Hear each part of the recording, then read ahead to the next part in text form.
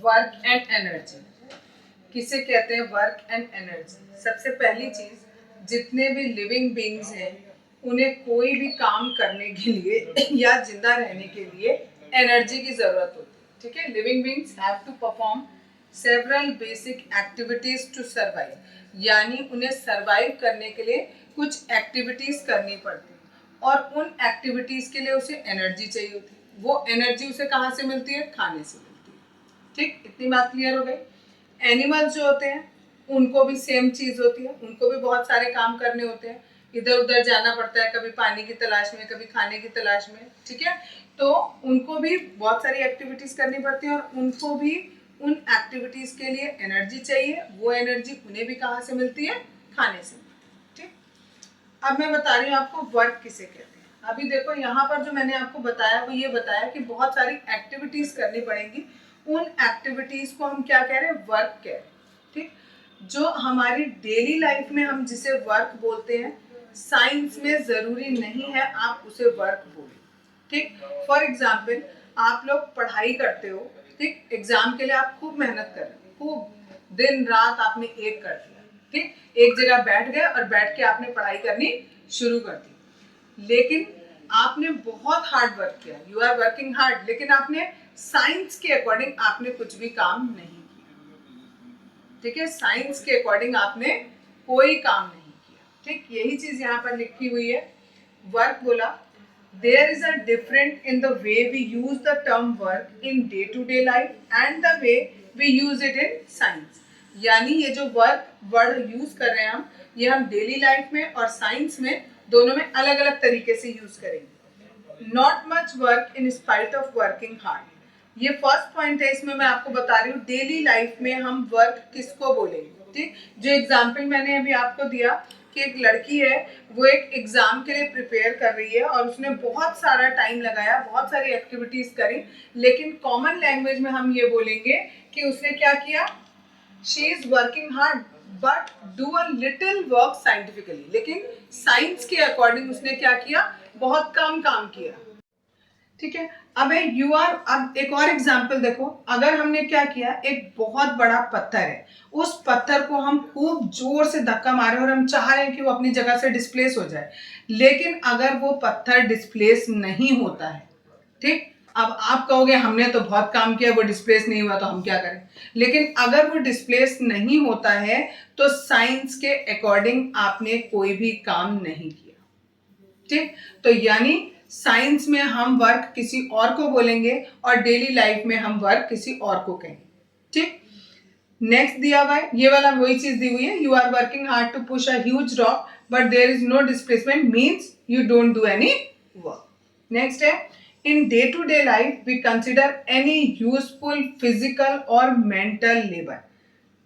हम daily life में अगर हमने फिजिकली यानी शरीर से हमने कोई काम किया है या हमने दिमाग से कोई काम किया है तो हम उसको वर्क बोलते हैं, लेकिन साइंस में अलग होता है। साइंस में हम वर्क किसे कहते हैं? साइंस में आप वर्क उस चीज को कहोगे जिसमें दो कंडीशंस फुलफिल हो। पहली कंडीशन है force should act on an object. ठीक है, अगर आप ये कह रहे हो कि आपने इस ऑब्जेक्ट को खिसका के इधर कर दिया, तो पहली बात तो ये जो ऑब्जेक्ट है इसके ऊपर फोर्स लगना चाहिए, और दूसरी बात ये कि ये ऑब्जेक्ट जो है वो डिस्प्लेस होनी चाहिए, अपनी जगह से खिसकनी चाहिए। ठीक, तब आप कहोगे कि आपने काम किया साइंटिफिकली। ठीक, अगर एक और एग्जांपल देखो इसका, एक कुली होता है, कुली ने क्या किया, कुली जानते हो ना, जो सामान आपका एक जगह से दूसरी जगह लेके जाता है। ठीक है, उसने क्या किया, आपका सामान जहां आप खड़े हुए थे वहां से अपने सर पे रखा, दूसरे प्लेटफॉर्म तक गया और वहां जाके उसने सामान उतार दिया। तो आपने कहा कि भाई तुमने कोई काम ही नहीं किया अकॉर्डिंग टू साइंस। क्यों काम नहीं किया उसने? ठीक है, क्योंकि उसने जो बोझ था वो कहाँ रखा था? अपने सर के ऊपर रखा था, उसने उस बोझ के ऊपर कोई फोर्स नहीं लगाया। ठीक है, उसने उसके ऊपर कोई फोर्स नहीं लगाया, तो ये वाली कंडीशन फुलफिल नहीं हुई उसकी। ठीक, तो दैट मीन्स उस केस में उस पर कोई काम नहीं हुआ। जबकि आप देखोगे डे टू डे लाइफ के हिसाब से तो उसने फिजिकल वर्क किया, सामान को उठा के वो एक जगह से दूसरी जगह लेके गया, ठीक है, तो उसने फिजिकल वर्क किया। तो आप डेली लाइफ में बोलोगे तो कहोगे वर्क किया, बट साइंटिफिकली वर्क तब कहलाता है जब आप किसी ऑब्जेक्ट पर फोर्स लगाते हो और फोर्स लगाने के बाद वो ऑब्जेक्ट डिस्प्लेस भी होनी चाहिए। अगर डिस्प्लेसमेंट नहीं होगा तो दैट मीन्स आपने कोई वर्क नहीं किया। क्लियर? अब बोला था आपको कि साइंटिफिकली जो वर्क होता है वो अलग होता है। वो क्या होता है, वो यहाँ देखो, work done by a constant force. अगर कोई ऑब्जेक्ट है, उस ऑब्जेक्ट पर आप कांस्टेंट फोर्स लगा रहे हो। सपोज ये एक ऑब्जेक्ट है और इस ऑब्जेक्ट पर आप कॉन्स्टेंटली फोर्स लगा रहे हो F, और ये ऑब्जेक्ट डिस्प्लेस होकर इधर आ गया। ठीक है, इसमें कितना है, ये डिस्टेंस इसने कितना कवर किया, सपोज S डिस्टेंस या S डिस्प्लेसमेंट इसका हुआ और इस पर F फोर्स लगा, तो जो वर्क डन है वो बराबर होता है F इंटू एस के। F की यूनिट होती है न्यूटन, S की यूनिट होती है मीटर। तो वर्क की जो यूनिट होगी SI यूनिट, वो जाएगी न्यूटन मीटर। और क्योंकि ये बात हमें जूल ने बताई थी, इसलिए इसके हम यूनिट जूल भी बोलते हैं।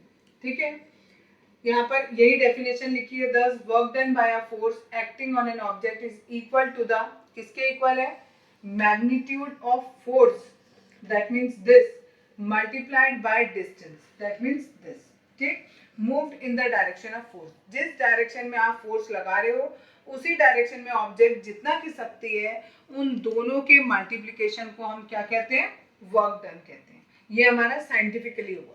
ठीक, अब अगर हमें एक जूल की कोई डेफिनेशन पूछे और ये पेपर में पूछी जाती है, what do you mean by 1 joule, तो ये सोचो W को हम कह रहे हैं, वर्क जो है उसको हम जूल में नाप रहे हैं और हमें बताना है 1 जूल। ये वर्क जो है वो 1 कब होगा, जब हमारा F भी 1 हो और S भी 1 हो, तो 1 इंटू 1 करेंगे तो 1 आ जाएगा।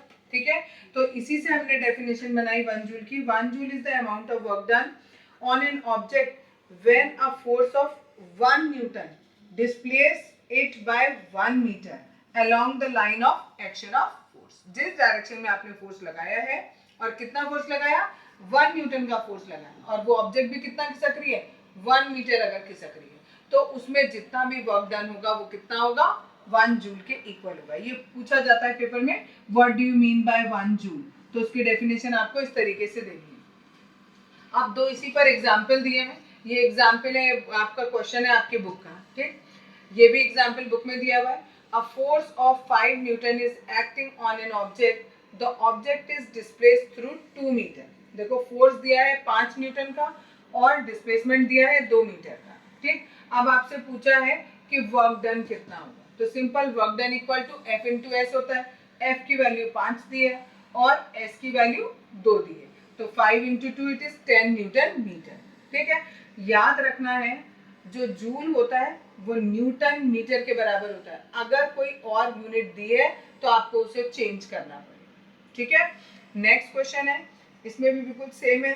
अ फोर्स ऑफ 7 न्यूटन, तो यहाँ पर फोर्स दिया हुआ है 7 न्यूटन। अगर पढ़ के स्टेटमेंट समझ नहीं आता है तो यूनिट से निकाल लो, यूनिट दिया है या न्यूटन, न्यूटन में क्या चीज होती है, फोर्स, तो यानी ये फोर्स गिवन है आपको। And it displaces 8 metre, metre में क्या दिया होता है, डिस्प्लेसमेंट, तो that means this is displacement.